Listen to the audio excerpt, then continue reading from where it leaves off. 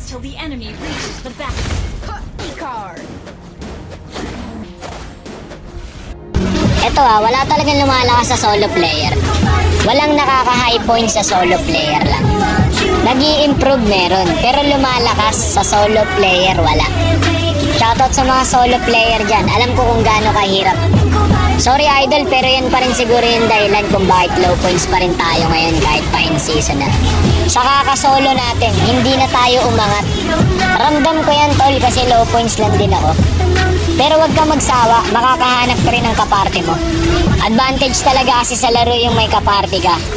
Mas lamang ang panalo dun kaysa sa larong bahala lang na mag-isa ka.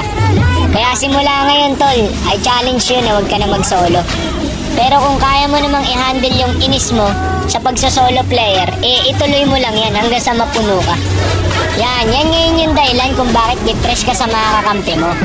Sino ba naman kasi nagsabing mag-solo ka? Alam mo namang sa solo RG, napakaraming extraterrestrial.